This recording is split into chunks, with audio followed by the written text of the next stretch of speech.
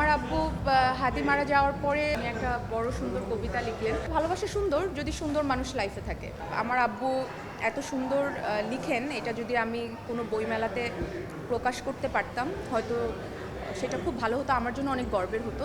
আমার ভালোবাসার মানুষটা সবসময় আমার আশেপাশেই থাকে। খুব শীঘ্রই যদি সব কিছু ঠিকঠাক থাকে, সামনে তো নির্বাচন, সো পরে মার্চের ফার্স্ট থেকেই ইনশাল্লাহ শুটিং শুরু হয়ে যাবে নতুন ছবির। তো কে কার মানে সব কিছু কি বলবো, যে আনুষ্ঠানিক ঘোষণা না আসা পর্যন্ত আমাদের তো আর্টিস্টদের একটা দায়বদ্ধতা থাকে যে আমরা চাইলেও পারি না, একটা কমিটমেন্টের জায়গা থাকে।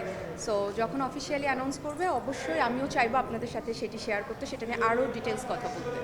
টানা তৃতীয়বার অর্জন করেছে দেশের সেরা সুপার ব্র্যান্ড স্বীকৃতি বসুন্ধরা টিস্যু। বইমেলা নিয়ে আমার যাওয়া হয়েছে এক দুবার। আর আমার আব্বু যেহেতু কবিতা লিখতে খুব পছন্দ করেন, সেই সুবাদে মাঝে মধ্যে আমি ফেসবুকেও পোস্ট করি। আর আমার আব্বুর কবিতা আমার অনেক পছন্দ। আমি বলেছি যে আব্বু, বয়স হলো তো, যতদিন আমাদের সাথে আছো, সুস্থ আছো, একটা বই বের করো না।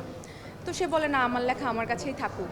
তো ওইটা আমার একটা দুঃখ যে আমার আব্বু এত সুন্দর লিখেন, এটা যদি আমি কোনো বইমেলাতে প্রকাশ করতে পারতাম হয়তো সেটা খুব ভালো হতো, আমার জন্য অনেক গর্বের হতো। বাট আমি আমার আব্বুকে নিয়ে অলওয়েজ প্রাউড ফিল করি। সবসময় একটা অনেস্ট মানুষ ছিলেন, এখনও আছেন, এবং খুব সাদামাটা মানুষ, আমাদের সাদামাটা জীবন। এই আর 14ই ফেব্রুয়ারি সবাই বলে প্রতিটি দিনই ভালোবাসার। সো স্পেশালি আলাদা করে হ্যাঁ সেলিব্রেট করতে ভালো লাগে, কিন্তু আমার মনে হয় যে প্রতিটি দিনই ভালোবাসার। আর আমার ভালোবাসার মানুষটা সবসময় আমার আশেপাশেই থাকে। সো আমার আলাদা একটা দিনেই ওইটা উদযাপন করতে হবে এমন না। তো এই তো, ভালোবাসা সুন্দর যদি সুন্দর মানুষ লাইফে থাকে। হ্যাঁ, আমার আব্বু হাদি মারা যাওয়ার পরে দেখলাম খুব আবেগ প্রবণ হয়ে গিয়েছেন, এবং তারপর উনি একটা বড় সুন্দর কবিতা লিখলেন। আমি যদিও এই থাকে না এই ধরনের পোস্ট থেকে একটু দূরেই থাকি, কারণ অনেক ভালো কথা অনেক সময় অনেকে ভালোভাবে নিতে পারে না। বাট হাদিরকে নিয়ে যে কবিতাটি আব্বু লিখেছে ওটা আমার মনকে দাগ কেটেছে, এই জন্য আমার পোস্ট করা। কেউ যদি চায় এখনও দেখতে পারে আমার ফেসবুকে।